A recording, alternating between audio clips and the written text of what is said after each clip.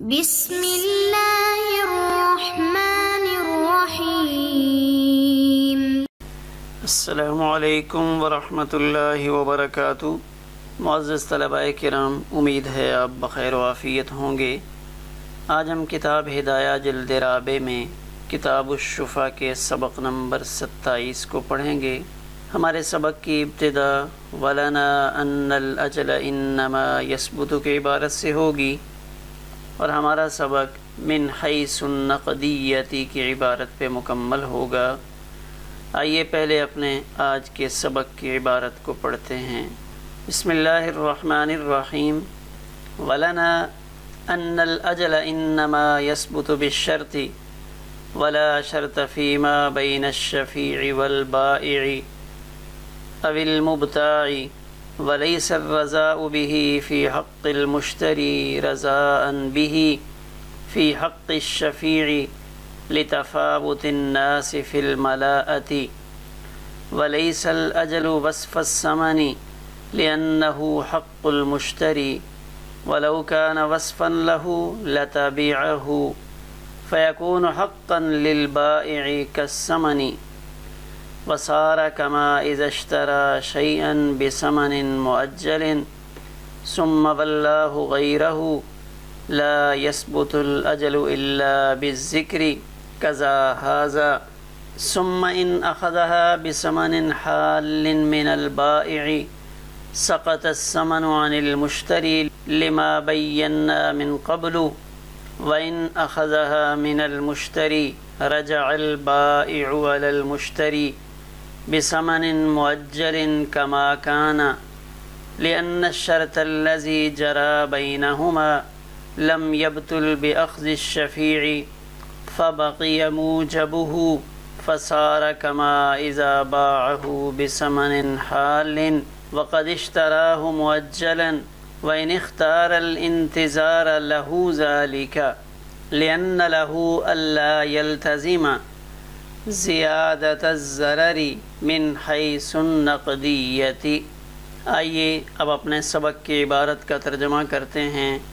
ولنا، اور ہماری دلیل یہ ہے کہ اجل شرط سے ثابت ہوتی ہے، اور شفیع اور بائع کے درمیان اور بائع یا مشتری کے درمیان لا شرط کوئی شرط نہیں ہے۔ وَلَيْسَ الرَّزَاءُ بِهِ فِي حَقِّ الْمُشْتَرِي، اور مشتری کے حق میں ادھار کی رضامندی شفیع کے حق میں ادھار کی رضامندی نہیں ہے۔ لِتَفَاوُتِ النَّاسِ فِي الْمَلَاءَةِ، اس لیے کہ مالداری میں لوگ مختلف ہوتے ہیں۔ وَلَيْسَ الْأَجَلُ وَصْفَ الثَّمَنِ، اور اجل ثمن کا وصف بھی نہیں ہے۔ لِأَنَّهُ حَقُّ الْمُشْتَرِي، اس لیے کہ اجل مشتری کا حق ہے۔ اگر اجل ثمن کا وصف ہوتا لَتَبِعَهُ، تو یہ ثمن کے تابع ہوتا۔ فَيَكُونُ حَقًّا لِلْبَائِعِ كَالثَّمَنِ، اور ثمن ہی کی طرح وہ بائع کا حق بھی ہوتا۔ وَصَارَ، یہ ایسا ہی ہو گیا، كَمَا إِذَا اشْتَرَى شَيْئًا بِثَمَنٍ مُؤَجَّلٍ، جیسے کسی شخص نے ادھار ثمن کے بدلے میں کوئی چیز خریدی، ثم واللہ غیرہ، پھر دوسرے سے اس کی بیع تولیہ کر لی، تو لا یثبت الاجل الا بالذکر، تو یہاں مدت ثابت نہیں ہوگی تذکرے یعنی شرط کے بغیر، شرط کی صراحت کے بغیر اجل ثابت نہ ہوگی۔ قضا ھذا، اسی طرح یہاں اس مسئلے میں بھی ہے۔ ثم ان اخذها بثمن حال، پھر اگر شفیع وہ مکان نقد ثمن کے عوض بائع سے لے تو سقط الثمن عن المشتری، تو مشتری سے کیا ہوگا؟ ثمن ساقط ہو جائے گی۔ لما بینا من قبل، جیسا کہ ہم اس سے پہلے بیان کر چکے ہیں۔ لیکن اگر وَإِنْ أَخَذَهَا مِنَ الْمُشْتَرِي، اگر شفیع نے وہ مکان یا زمین مشتری سے لی تو رجع البائع علی المشتری، تو بائع حسب سابق مشتری پر ہی ادھار ثمن کے لیے رجوع کرے گا۔ کما کان، جیسے وہ پہلے کرتا تھا۔ لأن الشرط الذی جرى بینہما، اس لیے کہ وہ شرط جو ان دونوں کے درمیان جاری ہوئی، لم یبطل بأخذ الشفیع، تو شفیع کے نقد لینے کی وجہ سے وہ شرط باطل نہیں ہوئی، فبقی موجبہ، لہذا اس کا حکم باقی ہے، اس کا حکم باقی ہے، فسارہ یہ ایسے ہی ہو گیا کما اذا باعہ بثمن حال، کسی نے کوئی چیز ادھار خرید کر اسے نقد ثمن کے عوض بیچ دیا ہو، وَإِنِ اخْتَارَ الْإِنْتِظَارَ، اگر شفیع نے صبر کیا اور انتظار کو اختیار کیا، لہو ذالک، تو اس کو یہ حق حاصل ہے، لِأَنَّ لَهُ أَلَّا يَلْتَزِمَ، اس لیے کہ نقد ادائیگی کے ذریعے زیادہ نقصان اپنے ذمے نہ لینے کا بھی اس سے اختیار ہے، وہ اپنے اوپر زیادہ نقصان کا التزام نہ کرے۔ آئیے اب اپنے سبق کی تشریح کو دیکھتے ہیں۔ عبارت کی تشریح سے پہلے ایک نظر اپنے آج کے سبق کے اہم نکات پر ڈالتے ہیں۔ آج کے سبق میں ولنا سے ہماری دو دلیلوں کا تذکرہ ہے۔ ایک دلیل ان الاجل کی عبارت سے شروع ہو رہی ہے، اور دوسری دلیل ولیس الرضا سے شروع ہو رہی ہے، اور دوسرا امام ظفر رحمہ اللہ کی دلیل، اس کا جواب ذکر کیا جا رہا ہے، اور اس جواب میں اس بات پر بحث کی گئی ہے کہ اجل ثمن کا وصف ہے یا نہیں۔ بطور نظیر ایک صورت مسئلہ کو ذکر کیا ہے جس میں بیع تولیہ کا حوالہ دیا گیا ہے۔ اسی طرح ہمارے آج کے سبق میں یہ بھی شامل ہے کہ اگر شفیع نقد ثمن دے کر یہ مکان خریدے جو مشتری نے ادھار خریدا ہے، تو اگر بائع سے خریدے تو مشتری سے ثمن ساقط ہو جائے گا، مشتری بری ذمہ ہو جائے گا، اب اس کا درمیان میں کوئی عمل دخل نہیں ہے۔ اگر شفیع مشتری سے نقد خریدے تو مشتری اپنے بائع کو ادھار کی مدت کے اعتبار سے ہی ثمن ادا کرے گا، اس لیے کہ بائع اور مشتری کے درمیان جو معاملہ طے ہوا تھا تو اس میں 1 سال کے بعد ادائیگی کی بات طے ہوئی تھی، لیکن اگر شفیع آ کر مشتری کو نقد پیسے دے دیتا ہے تو اب مشتری کو اختیار ہے کہ مشتری اپنے بائع کو، احمد کو، اگر 1 سال کے بعد دے پیسے تب بھی ٹھیک ہے، کہ ان کے درمیان جو بات طے ہوئی ہے وہ اپنی جگہ پہ قائم ہے۔ اسی طرح ایک مسئلہ اور یہاں پہ ذکر کیا گیا ہے کہ اگر کسی نے ادھار ایک مدت پر کوئی چیز خریدی، ادھار پر کوئی چیز خریدی کہ میں آپ کو پیسے 6 مہینے کے بعد یا 4 مہینے کے بعد دوں گا، تو اگر وہ اس کو آگے نقد بیچنا چاہتا ہے تو اس کی کیا صورت بنے گی؟ یہ چند چیزیں ہمارے آج کے سبق میں شامل ہیں۔ آئیے اب اپنے سبق کی عبارت کو دیکھ کر اس کی تشریح کو سمجھنے کی کوشش کرتے ہیں۔ ولنا سے احناف کی دلیل کو ذکر کرتے ہیں، تو یہاں یہ مسئلہ آپ کے ذہن میں ہوگا کہ ادھار اگر ایک مکان بیچا گیا ہے تو اب شفیع اس مکان کو لینا چاہتا ہے، بائع اور مشتری کے درمیان اس کی مدت 1 سال طے ہوئی ہے، تو اب شفیع اگر اس مکان کو لینا چاہے تو کیا اس کو بھی 1 سال کی مہلت ملے گی یا نہیں؟ امام ظفر رحمہ اللہ نے فرمایا تھا کہ ہاں، شفیع کو بھی 1 سال کی مہلت ملے گی۔ امام شافعی رحمہ اللہ کا قول قدیم بھی یہی تھا۔ تو ولنا ہماری دلیل کہ شفیع کو مہلت نہیں ملے گی، یہ معاملہ تو بائع اور مشتری کا آپس کا ہے، شفیع کا تو اس معاملے میں کوئی دخل نہیں۔ تو ولنا ان الاجل انما یثبت بالشرط، یہاں سے اس تفصیل کو ذکر کر رہے ہیں کہ اجل ثمن کا وصف نہیں ہے، بلکہ یہ تو ایک زائد چیز ہے جو شرط لگانے سے ثابت ہوتی ہے۔ اجل ثمن سے ہٹ کر ایک اضافی چیز ہے، تو یہ اجل کب ثابت ہوگی؟ جب اس کی پہلے سے شرط لگائی جائے گی۔ تب ولا شرط فیما بین الشفیع والبائع، تو اگر شفیع عبداللہ بائع احمد سے مکان لیتا ہے تو یہاں بھی کوئی شرط نہیں پائی جا رہی۔ اب المبتاع، یا مشتری سعید سے عبداللہ شفیع مکان لیتا ہے تو یہاں بھی کوئی شرط نہیں ہے، کہ یہاں یہ شرط صرف بائع اور مشتری کے درمیان پائی جا رہی ہے، لہذا یہ شرط انہی کے حق میں ثابت ہوگی، شفیع کے حق میں یہ شرط ظاہر ہونے والی نہیں۔ لہذا شفیع اگر اس مکان کو لینا چاہتا ہے تو نقد قیمت کے عوض ہی فی الحال وہ مکان کو لے سکتا ہے۔ ولیس الرضا بہ، یہاں سے دوسری دلیل کو ذکر کر رہے ہیں۔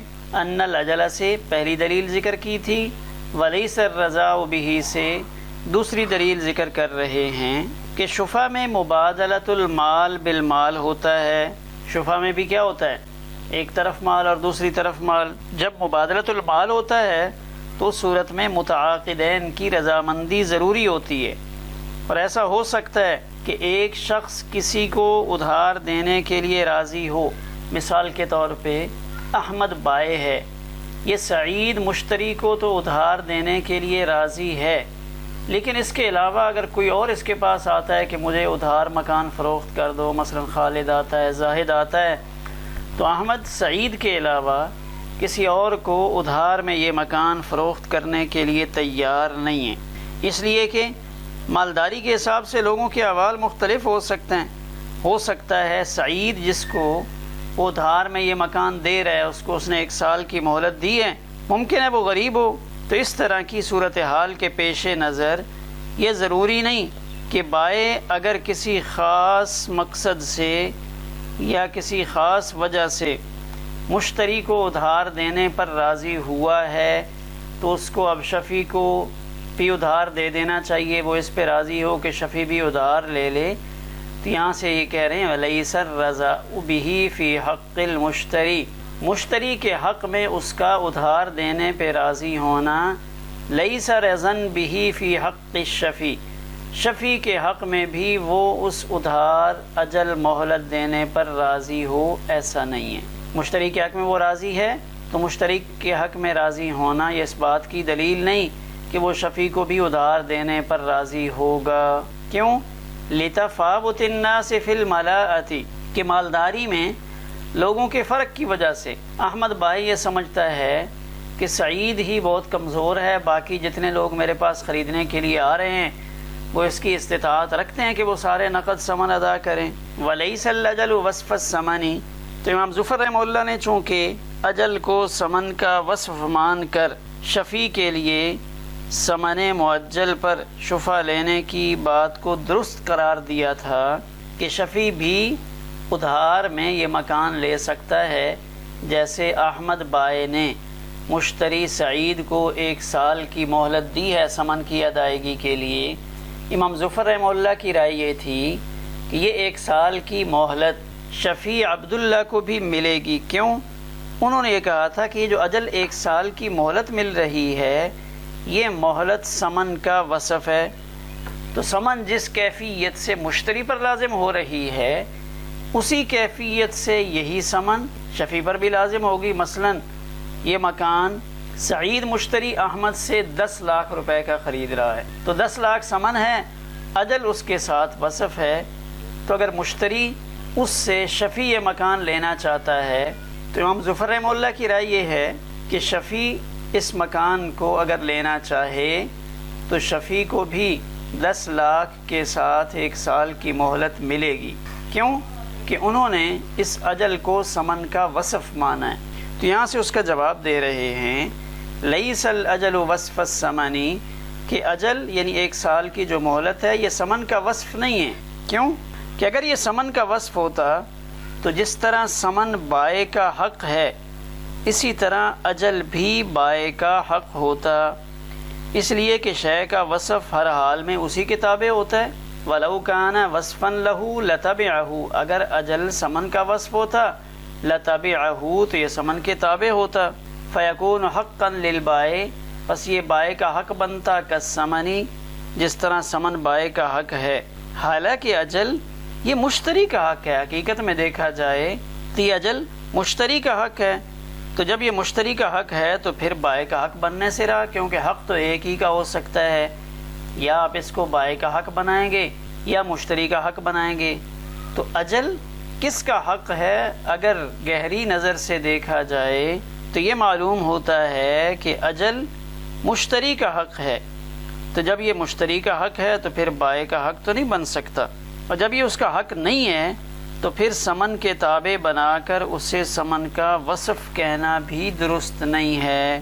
وسارہ سے ایک صورت مسئلہ کو بطور نظیر پیش کر رہے ہیں کہ جیسے کسی نے مثال کے طور پہ عبد الرحمن نے ایک موبائل ادھار خریدا، 20,000 روپے میں موبائل ادھار خریدا، اور اسے بیع تولیہ کے طور پہ آگے فروخت کیا۔ عبد الرحمن نے 20,000 کا موبائل ادھار خریدا اور پھر بیع تولیہ کے طور پہ 20,000 میں ہی اس نے وہ موبائل اپنے بھائی عبد الخالق کو بیچ دیا۔ تو چونکہ مشتری اول اور بائع کے درمیان مدت کی صراحت کے ساتھ یہ معاملہ ہوا ہے، اس لیے وہاں تو ادھار درست ہے، لیکن مشتری ثانی یعنی عبد الخالق اور بائع ثانی جو مشتری اول ہے یعنی عبد الرحمن، ان کے درمیان اجل کا کوئی تذکرہ نہیں ہوگا۔ اس لیے اس صورت میں عبد الخالق کو نقد ثمن دے کر ہی یہ موبائل لینے کا حق ہوگا۔ اب عبد الخالق یہ نہیں کہہ سکتا کہ بھائی جان آپ نے تو ادھار خریدا ہے، آپ نے دکان پہ پیسے 6 مہینے کے بعد دینے ہیں، تو میں بھی آپ کو یہ پیسے 6 مہینے کے بعد ہی ادا کروں گا۔ کیوں؟ تو یہاں عبد الخالق کو یہ کیوں نہیں مل رہا؟ اس کی وجہ یہی ہے کہ یہ اجل یعنی مہلت بغیر تذکرے کے ثابت نہیں ہوتی، تو وہاں عبد الرحمن نے دکان سے خریدتے ہوئے اس دکان والے کے ساتھ یہ بات کی کہ میں آپ سے موبائل ادھار میں لوں گا اور یہ 20,000 والا موبائل اس کے پیسے میں آپ کو 6 مہینے میں ادا کروں گا۔ تو وہاں لا يثبت الاجل الا بالذکر، تو وہاں اجل یعنی مہلت تذکرہ کرنے سے یعنی شرط لگانے سے ثابت ہوئی۔ قضا ھذا، بالکل اسی طرح اس مسئلے میں بھی ہے۔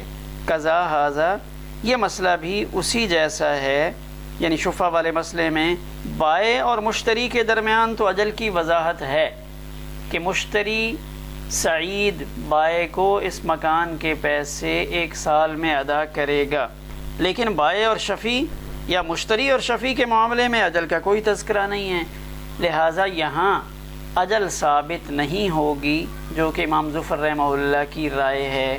ثم ان اخذ بثمن حال، اب یہاں شفیع کے لینے کی صورت ذکر کر رہے ہیں کہ اگر شفیع اس بات پہ راضی ہو جاتا ہے کہ ٹھیک ہے جی میں نقد ثمن دے کر آپ سے یہ مکان ابھی لے لیتا ہوں، کیونکہ شفیع کے لیے 2 صورتیں تھیں۔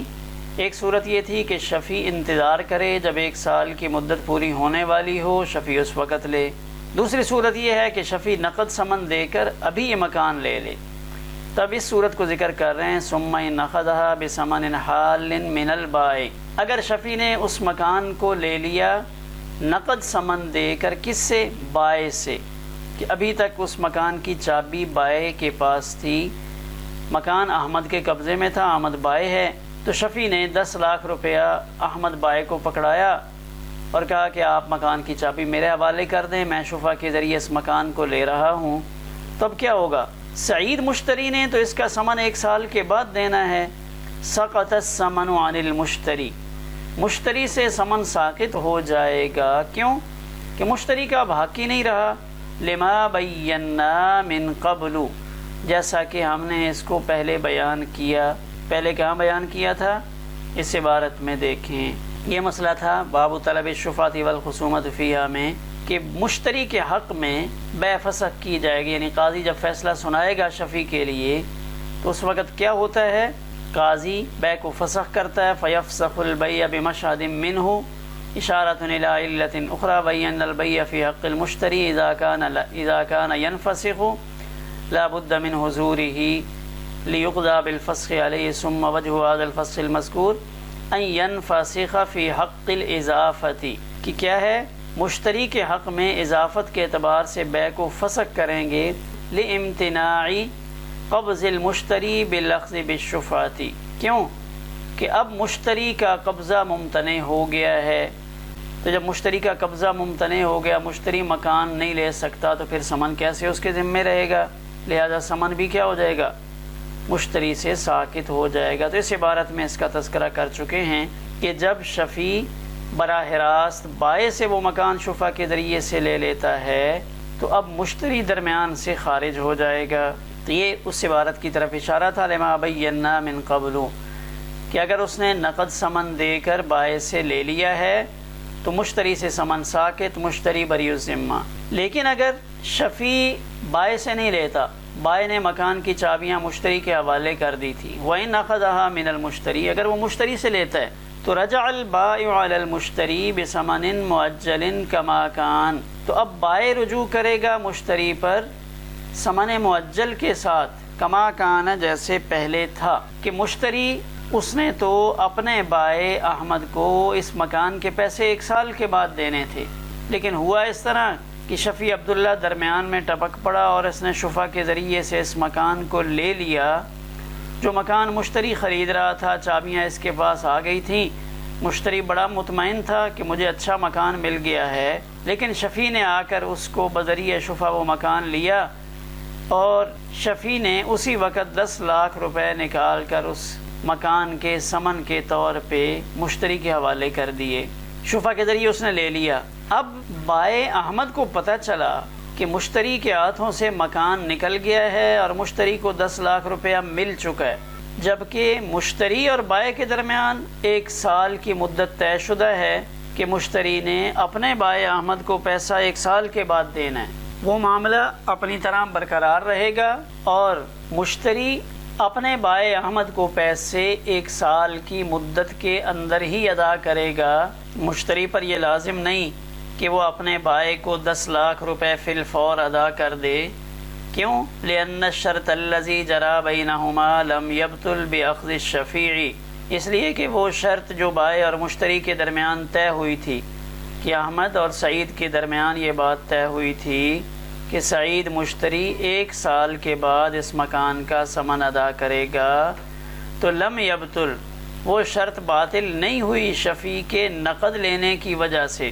فبقی موجبہ، لہذا اس کا حکم باقی ہے۔ فسارا، پس یہ ایسے ہی ہو گیا، کما اذا باعہ بثمن حال وقد اشتراہ مؤجلا، جیسے کوئی شخص نقد سامان بیچ ڈالے اس نے ادھار خریدا ہو۔ جیسے پہلے ذکر کیا کہ عبد الرحمن نے ایک موبائل ادھار خریدا، خود وہ ادھار خرید کر لایا، قد اشتراہ مؤجلا، تو ادھار خرید کر لایا، آگے اس نے نقد وہ موبائل بیچ دیا، تو اس صورت میں کیا ہوگا؟ جس کو آگے بیچ رہا ہے اب اپنا بھائی عبد الخالق، وہ اس سے یہ ڈیمانڈ نہیں کر سکتا کہ مجھے بھی 6 مہینے کی مہلت ملے گی جیسے آپ 6 مہینے کی مہلت پہ ادھار میں لے کے آئے ہو۔ جیسے عام بیع کے اندر ایک بندہ ادھار خریدتا ہے آگے نقد بیچتا ہے، تو وہ مہلت جو اس مشتری کو اپنے بائع سے ملی تھی یہ مہلت آگے منتقل نہیں ہوگی، آگے خریدنے والا اس کو یہ 6 مہینے کی سہولت حاصل نہیں ہوگی۔ وَإِنِ اخْتَارَ الْإِنْتِظَارَ، یہاں سے دوسری صورت بیان کر رہے ہیں کہ اگر شفیع نقد ثمن دے کر نہ خریدے بلکہ وہ انتظار کرنا چاہتا ہے، اس کے پاس پیسے موجود نہیں ہیں، تو اس سے مکمل حق حاصل ہے، کیونکہ جب مدت گزرنے سے پہلے اس سے نقد لینا ہے اور مدت گزرنے کے بعد بھی نقد ہی لینا ہے، تو کیوں وہ ابھی اپنے پیسے اس مکان کی ثمن کے اندر مصروف کرے؟ تو اس کو شریعت نے یہ حق دیا ہے وَإِنِ اخْتَارَ الْإِنْتِظَارَ، کہ اگر وہ انتظار کو اختیار کرے کہ جب سال پورا ہونے والا ہوگا تو میں اس وقت لوں گا، لہو ذالک، اس کو یہ حق حاصل ہے، لأن لہو، شفیع کو یہ اختیار ہے، اللہ یلتزم زیادت الضرر من حیث النقدیتی، کہ وہ نقد ثمن ادا کرنے کے اعتبار سے زیادہ ضرر کو اپنے اوپر لازم کرے، تو اس پر یہ لازم نہیں ہے کہ وہ اپنے آپ کو ایسی مشقت میں ڈالے اور فی الفور 10 لاکھ روپے کا بندوبست کر کے مکان لے، بلکہ اگر وہ چاہے آج لینا چاہے نقد ثمن ادا کر کے آج لے لے، اور اگر چاہے تو دسمبر کی آخری تاریخ میں جو بائع اور مشتری میں 1 سال کی مدت طے ہوئی ہے اس دسمبر کے آخر میں نقد پیسے ادا کر کے اس مکان کو لے لے۔ ہمارا آج کا سبق اسی پر مکمل ہوا۔